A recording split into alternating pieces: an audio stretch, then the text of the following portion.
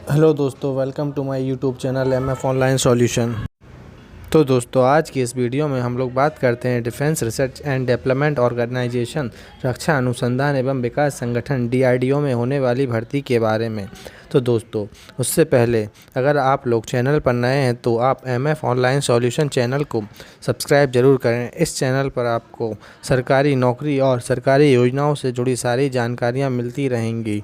आप देख सकते हैं कि इस चैनल पर एसएससी से रिलेटेड यूपी मेट्रो और जो भी नई वैकेंसी आती हैं सबसे पहले आप लोगों को अपडेट दे दिया जाता है। तो चलिए आप चलते हैं डीआरडीओ के ऑफिशियल नोटिस पर।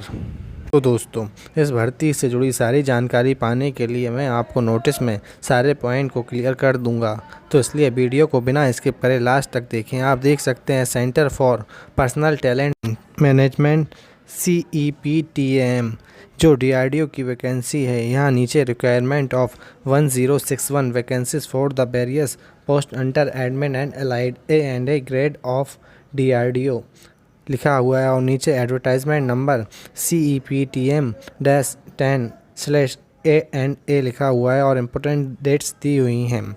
ओपनिंग डेट जो फॉर्म आपके स्टार्ट होंगे वो 7 नवंबर 2022 से और क्लोजिंग डेट लास्ट डेट जो आपके फॉर्म की होगी वो 7 दिसंबर 2022 होगी। और टायर 1 का एग्ज़ाम जो है वो वेबसाइट पर आपको बता दिया जाएगा। यहाँ कुछ सेक्शन में सारी जानकारी दी हुई है। तो सेक्शन 1 में आप देख सकते हैं क्वालिफ़िकेशन और पोस्ट से रिलेटेड सारी जानकारियाँ दी हुई हैं। तो दोस्तों, इसमें आपको 5 कॉलम दिए हुए हैं: post code, post name, essential qualification, other essential requirement और एज लिमिट और क्लासिफिकेशन। तो सबसे पहले आपको पे लेवल 6 35,400 से लेकर 1,12,400 जो 7वां वेतन आयोग है उसके अनुसार वैकेंसी बताई गई है। जो पोस्ट कोड जिसका 0301 है और पोस्ट का नाम है जूनियर ट्रांसलेटर ऑफिसर। इसके लिए आपका मास्टर डिग्री होना कंपलसरी है और आपका इंग्लिश या हिंदी एक सब्जेक्ट होना भी मास्टर में वो भी कंपलसरी है। और आपकी जो एज है वो 30 साल से अधिक नहीं होनी चाहिए। इसी पोस्ट के लिए 2 क्वालिफ़िकेशन के बारे में और है, तो आपको उनको अच्छी तरह से रीड कर लेना है। दूसरा पोस्ट कोड जो इसी पे लेवल पर है वो 0401 है, जहां स्टेनोग्राफर ग्रेड 1 इंग्लिश और इंग्लिश टाइपिंग है। बैचलर डिग्री चाहिए जिसके लिए आपका सिंपली ग्रेजुएट होना ज़रूरी है। लेकिन यहाँ आपका स्किल टेस्ट का कुछ नॉर्म्स दिए गए हैं। यहाँ लिखा हुआ है डिक्टेशन 10 मिनट में 100 वर्ड्स पर मिनट और ट्रांसक्रिप्शन 40 मिनट इंग्लिश और जो सिर्फ कंप्यूटर पे होगा। इसके लिए आपकी एज लिमिट 30 साल से अधिक नहीं होनी चाहिए।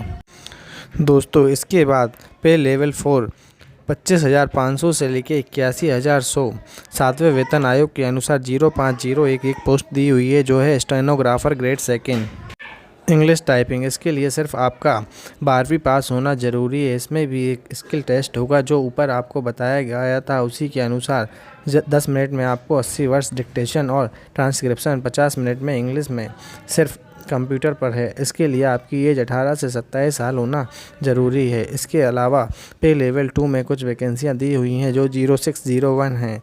एडमिनिस्ट्रेटिव असिस्टेंट की पोस्ट है जिसमें 12वीं पास होना ज़रूरी है। इसी तरह 0602 एडमिनिस्ट्रेटिव असिस्टेंट A ये आपकी हिंदी टाइपिंग के लिए, इसमें आपका 12वीं पास होना ज़रूरी है। और साथ में आपका स्किल टेस्ट का नॉर्म्स ऑन कंप्यूटर पे दिया गया है कि आपकी हिंदी टाइपिंग 30 वर्ड पर मिनट होनी चाहिए, जिसके लिए आपको 10 मिनट का समय दिया जाएगा। और इसी तरह जो ऊपर वाली इंग्लिश टाइपिंग थी तो उसमें आपकी इंग्लिश टाइपिंग में 35 वर्ड पर मिनट होना चाहिए, जिसके लिए आपको 10 मिनट का समय दिया जाएगा। और इन दोनों के लिए एज जो है वो आपकी 18 साल से लेकर 27 साल के बीच होना चाहिए। इसी तरह 0701 पोस्ट कोड के लिए स्टोर असिस्टेंट इंग्लिश टाइपिंग, इसमें भी आपको सिर्फ 12वीं पास होना ज़रूरी है। इसके लिए आपकी इंग्लिश टाइपिंग 35 वर्ड्स पर मिनट होना चाहिए और आपकी एज 18 से 27 साल होनी चाहिए।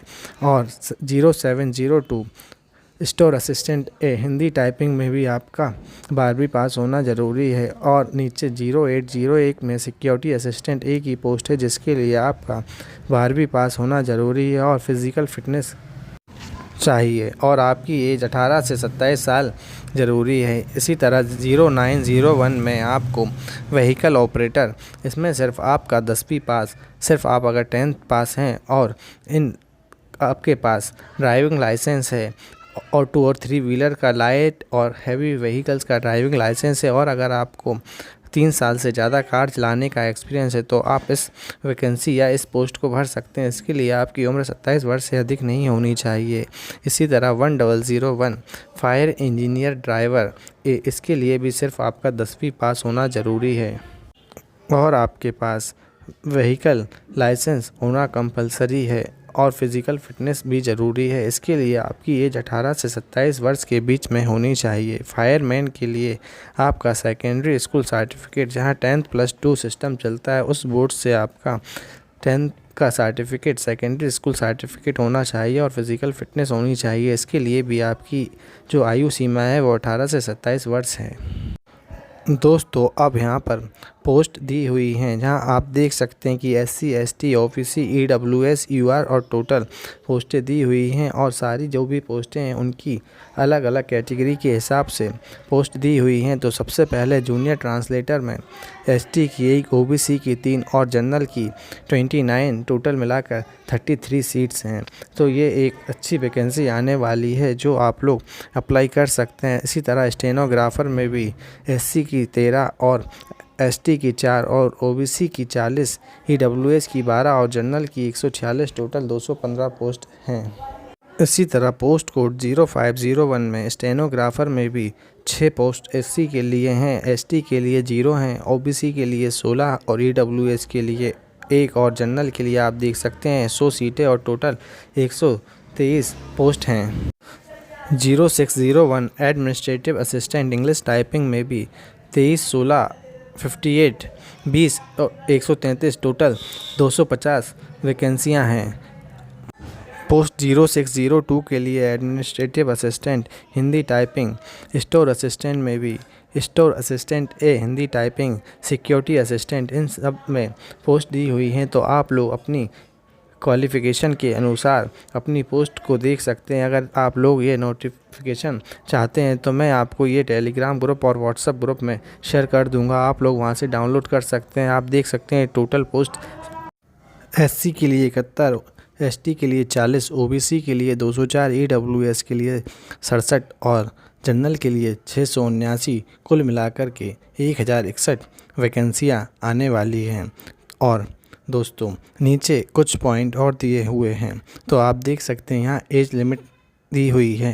जनरल, SC ST OBC के लिए और EWS के लिए जो भी क्राइटेरिया होगा उसके अनुसार आपको आयु सीमा में छूट प्रदान की जाएगी। और दोस्तों यहाँ पर दूसरा सेक्शन स्टार्ट हो गया है और एलिजिबिलिटी क्राइटेरिया और नेशनलिटी लिखा हुआ है। नेशनलिटी में ओनली फॉर इंडियन सिटीज़न के लिए ये वैकेंसी है। अगर भारत में किसी भी राज्य के निवासी हैं तो आप लोग ये वैकेंसी के लिए अप्लाई कर सकते हैं। तो दोस्तों अब बात करते हैं फ़ीस की और एग्ज़ामिनेशन सिटीज़ के बारे में। तो दोस्तों सबसे पहले तो सेक्शन 3 में दिया हुआ है कि आपको किस तरीके से अपने फॉर्म को अप्लाई करना है। तो फॉर्म स्टार्ट होते ही जो फॉर्म है वो 7 नवंबर 2022 से स्टार्ट होंगे और 7 दिसंबर 2022 तक चलते रहेंगे। तो इस बीच आपको अपना फॉर्म ऑनलाइन अप्लाई कर लेना है और फॉर्म अप्लाई के बाद आपका जो भी फ़ी पेमेंट का मेथड है तो वो यहाँ दिया हुआ है कि जो भी मेल कैंडिडेट होंगे उनको 100 रुपये भरने होंगे, तो नॉन रिफंडेबल होंगे। इसके अलावा आप पेमेंट सिर्फ ऑनलाइन माध्यम से ही कर सकते हैं, जिसके लिए आप debit card, credit card, net banking या UPI के माध्यम से अपना पेमेंट कर सकते हैं। और महिला और SC ST PWD ESM के लिए ये फॉर्म निःशुल्क रहेगा। तो ओनली फॉर मेल कैंडिडेट सिर्फ 100 रुपये का आपको फ़ीस भरनी है। इसके अलावा एग्ज़ामिनेशन सिटीज़ लिखी हुई हैं। तो सबसे पहले टायर 1 CBT होगा, उसके लिए यहाँ 41 एग्ज़ामिनेशन सिटीज़ दी हुई हैं जहाँ पर आपका एग्ज़ाम कंडक्ट कराया जाएगा। तो दोस्तों आप लोग इसमें से अपने एग्ज़ाम सेंटर सेलेक्ट कर सकते हैं। इसके अलावा नीचे आपको डेट ऑफ एग्ज़ामिनेशन 3.6 पर एक कॉलम दिया हुआ है जहां आपकी परीक्षा और एडमिट कार्ड के बारे में बताया गया है और लिखा हुआ है कि आपके एग्ज़ाम से 2 हफ्ते पहले आपका एडमिट कार्ड रिलीज़ कर दिया जाएगा।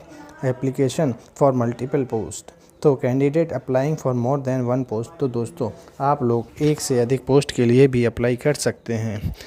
तो आप अपनी एजुकेशन क्वालिफ़िकेशन के अनुसार अपनी पोस्ट भर सकते हैं। यहाँ फिज़िकल मेजरमेंट, हाइट और चेस्ट दिया हुआ है। मेल कैंडिडेट के लिए हाइट 165 सेंटीमीटर होनी चाहिए और महिला के लिए ये 157 सेंटीमीटर है। और चेस्ट जो है पुरुषों के लिए वो 81 सेंटीमीटर बिना फ्लाव के होना चाहिए। और महिलाओं के लिए जो नेट एप्लीकेबल रहेगा, पुरुषों के लिए 5 सेंटीमीटर चेस्ट एक्सपेंसेशन चाहिए और उनका वेट 50 किलोग्राम होना चाहिए। और महिलाओं के लिए 45 किलोग्राम उनका वज़न होना कंपलसरी है।